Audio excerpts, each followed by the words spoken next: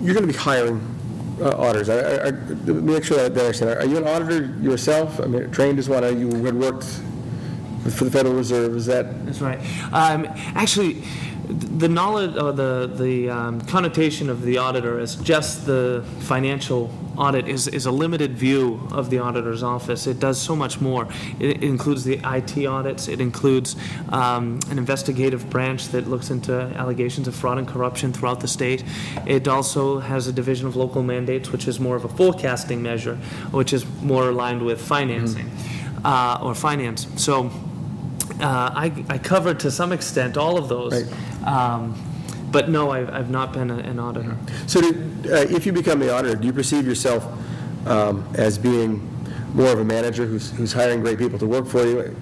Or are you going to be a manager who hires great people to work for you, but you're going to be rolling up your sleeves and you're going to have your desk, full of books and computers and getting into all that stuff yourself? I mean, how do you perceive how you're going to work on a day-to-day basis? No, that's a great question. And I will say, even if I spent my entire career doing financial audits, and that was, if it were the only role of the auditor's office, I still would not just rely on myself to do that job. So I do see myself as surrounding, and I think any good manager does, surround themselves with the best people possible. My role, I think, is even a step beyond that. It's obviously managing the audit process, and I will certainly have my sleeves rolled up and getting into it. But it's not just that. It's also about building relationships with our public managers and state agencies. And I talked about already being proactive and working in partnership.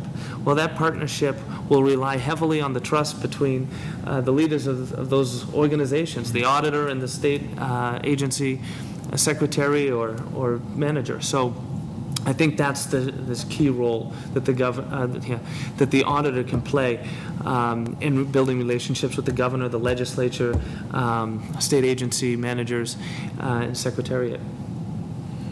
When you are hiring people in the auditor's office, and I guess before you answer that question, do you know about how many people work in the auditor's office? Well, like so many aspects of state government, there are budget cuts, and there have been some adjustments, but it's roughly about 250 full-time and almost 50 part-time. Do you think that's enough to really take a look at all aspects of government, or do you feel like there should be more?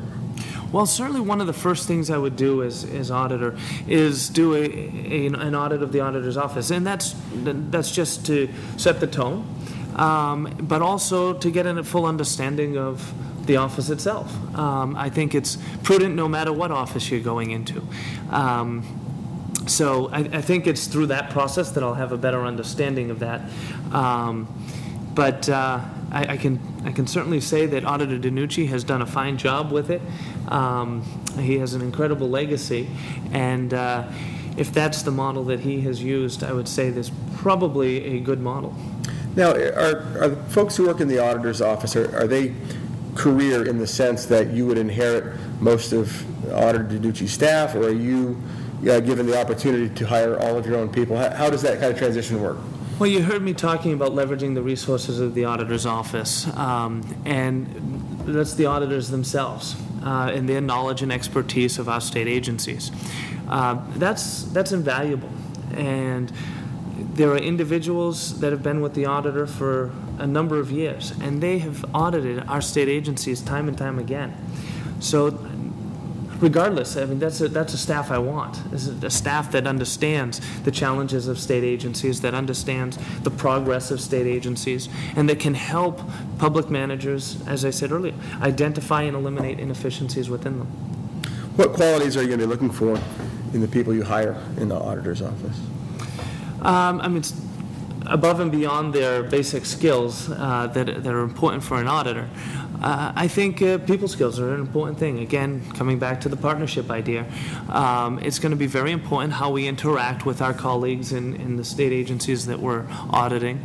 I think energy, excitement, enthusiasm, and certainly a drive to realize change in the state of Massachusetts and to improve our state government, a commitment to the people of Massachusetts and to the service that we provide.